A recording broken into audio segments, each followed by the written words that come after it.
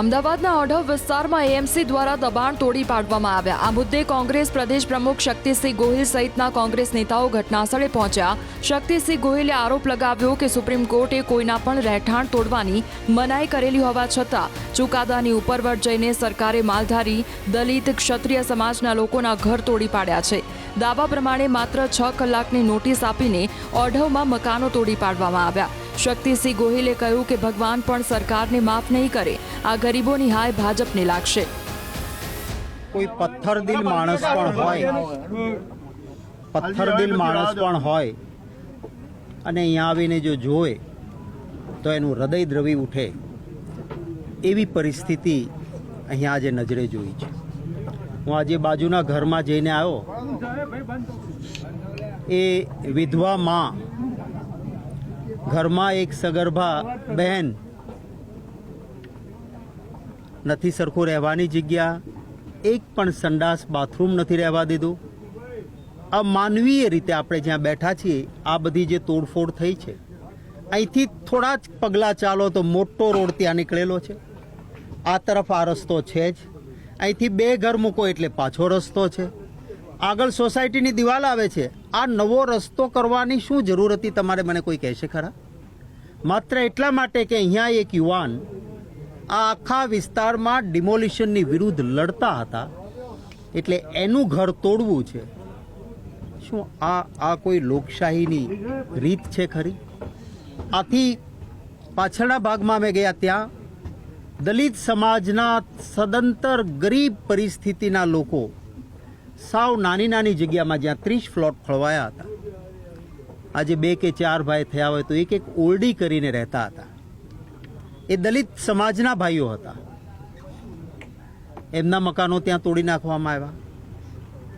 કોઈ ક્યાંય નાનું એવી વસ્તુ ભાડેથી મેળવીને એમાં થોડી ઘણી ઈંટ પથ્થર ભેગું કરીને રહેનારો, કોઈ ભરવાડ સમાજનો ભાઈ, કોઈ બક્ષી પંચનો ભાઈ, 4 ક્ષત્રિય સમાજના પરિવારો, મોટા ભાગના અહીંયા રબારી માલધારી સમાજના ભાઈઓ, આ કોઈ આતંકવાદીઓ નથી, આપણા દેશના નાગરિકો છે। 1952માં દેશ આઝાદ થયા પછી જે રીતે માલધારી સમાજના ભાઈઓ માટે આ જગ્યા આપવામાં આવી હતી, એમને કોઈ ગેરકાયદેસર ક્યાંય આવીને ઘૂસેલા લોકો નથી। અને એ સમયે મ્યુનિસિપલ કોર્પોરેશનની આ હદ નહોતી। કોઈ રિઝર્વ પ્લોટ હોય તો એ આ સોસાયટીના માલિકના રિઝર્વ પ્લોટ થયા ને। સુપ્રીમ કોર્ટે વારંવાર કહ્યું છે કે કોઈનું પણ આસિયાનો તોડવાનો સરકારને અધિકાર નથી। જો જરૂર છે પબ્લિક ઇન્ટરેસ્ટમાં વિકાસના કામ માટે તો રહેઠાણ તોડતા પહેલા પ્રિન્સિપલ ઓફ નેચરલ જસ્ટિસ, કુદરતી ન્યાયના સિદ્ધાંતનું પાલન કરો। નોટિસ પૂરતા સમયની આપો, એમને વૈકલ્પિક વ્યવસ્થા આપો કે ભાઈ આ ઘર તમારે દેવું પડશે, સામે તમને અહીંયા રહેવાનું અમે ઘર આપીએ છીએ, કારણ કે પબ્લિકના કામ માટે આ જરૂરી છે। આપો વૈકલ્પિક વ્યવસ્થા, પૂરતો સમય આપો। આ ગુજરાતનો એક પણ પરિવાર જાહેર જનતાના હિત માટે કદાચ ફરીને બીજે રહેવાનું ઠેકાણું આપશો તો ના નહીં પાડે ત્યાં ફરીને જવા માટેની, પણ કોઈ વૈકલ્પિક વ્યવસ્થા આપી નથી, કોઈ નોટિસ નહીં, કોઈકને 1 દિવસની નોટિસ, કોઈને મૌખિક આવીને લીટો તાણી ગયા કે કાલ અહીંયા બુલડોઝર આવશે, અહીંથી હટી જાજો। શું આ લોકશાહી છે? ભગવાન માફ નહીં કરે તમને, મારે કહેવું છે। ભગવાનના નામે મત લો છો ને તમે, તમને અહીં ભગવાન પણ માફ નહીં કરે। અને હવે આ રીતની અમાનુષી પ્રવૃત્તિ, હું માનું છું કે કદાચ આજે કોઈ 1 કે 2નું તૂટ્યું હોય, પરંતુ મોટા બંગલામાં રહેનારને પણ હું વિનંતી કરીશ કે ગુજરાતમાં કોઈ એક જ્ઞાતિ, કોઈ એક વર્ગ, કોઈ એક ધર્મ નહીં, આપણે ગરવા ગુજરાતી તરીકે સમગ્ર ગુજરાત આપણો પરિવાર છે। બંગલામાં રહેતા હોય ને કોઈનું ઝૂંપડું તૂટે તો બંગલામાં રહેનારને દર્દ થવું જોઈએ। સમગ્ર ગુજરાત આ અવાજ ઉઠાવે કે જેથી ભવિષ્યમાં અહંકારથી હિન્દુ મુસ્લિમ કરીને મતો આપણને મળી જાય છે ને આપણે ક્યાં પડી છે, કોના બાપની હાડી બહાર જીતી જઈએ છીએ ને, આપણે કોઈ ચિંતા નથી। આ જે અહંકાર છે, આ અહંકારને મારા વહાલા ગુજરાતીઓ તોડે એવો પણ હું અનુરોધ કરીશ, કારણ કે આ જે પ્રવૃત્તિ ચાલી રહી છે એ કોઈ સંજોગોમાં સાંખી લેવાય એવી પ્રવૃત્તિ નથી. અધિકારીઓ સાથે મારી વાત થઈ છે. અધિકારી કહે છે, સાહેબ અમે તો શું કરીએ, સરકારનો આદેશ છે, અમે તો કાલ તમારી સરકાર હોય તો સરકાર કે એમ કરીએ, ને આજે આ સરકાર છે તો એ કે એમ કરીએ, અમારા હાથમાં નથી. મારે સરકારને કહેવું છે કે સરકાર એ કોઈ સરમુખ હથિયાર ન હોઈ શકે. લોકશાહીમાં લોકોના મતોથી સત્તામાં બેઠા છો, અને જેના મત આશીર્વાદ તમને મળ્યા હોય એના આશિયાના તોડતા પહેલા તમને કેમ તકલીફ નથી પડતી? અનેક જગ્યાએ આ પ્રકારની પ્રવૃત્તિ હમણાંથી ઉપડી છે.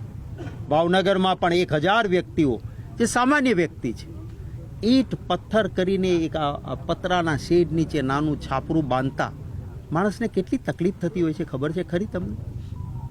રોજનું લઈને રોજ કમાઈને રોજ ખાનારો માણસ માત્ર થોડીક મૂડી બચાવી ઈંટ પથ્થર ભેગું કરીને એક આશિયાનો બનાવે અને એને ફટાક દઈને તોડી નાખે તમારું બુલડોઝર આવીને. મેં અત્યારે જોયું, આટલા દિવસ થયા છે છતાં જ્યાં તૂટેલું છે ત્યાં પથ્થરને ઈંટ ઉઠાવીએ તો કોઈનો દુપટ્ટો છે, કોઈની સાડી છે, આ એને લેતા એ પરિવારને કેટલી તકલીફ પડી છે એનો અહેસાસ છે ખરો? કોઈના વાસણ પડ્યા છે અંદર, કોઈના બૂટ ચપ્પલ પડ્યા છે. શું તમારે આ કાઢવા દેવાની તમારી ફરજ નહોતી? જે હિન્દુ ધર્મના નામે તમે મતો લો છો, અરે કમસે કમ એ ભગવાનના ફોટા તો કાઢવા દેવાતા. ઈંટો પથ્થરની નીચે એ ભગવાનના ફોટા નિસહાય રીતે આંખમાં આંસુ સાથે જ્યારે અહીંયા લોકોએ વાત કરી છે ત્યારે હું વિનંતી કરીશ કે સહેજે માનવતા હોય ને તો મહેરબાની કરીને ક્યાંય ગુજરાતમાં આ ધંધો હવે ના કરતા. હાય ગરીબ કી કદી ન ખાલી જાય, મુએ ઢોર કે ચર્મ સે લોહા ભી ભસ્મ હો જાય. આ ખાઈ જશે તમને. ભારતીય જનતા પાર્ટીને હું કહેવા માંગુ છું કે આટલા વર્ષો સુધી તમને આ માટે લોકોએ મત નથી આપ્યા. લોકોને રડતા કકળતા મૂકીને તમે એના દર્દ ઉપર પાછું મીઠું ભભરાવો છો ને કહો છો કે હજી જ ચાલશે બુલડોઝર. શરમ આવવી જોઈએ.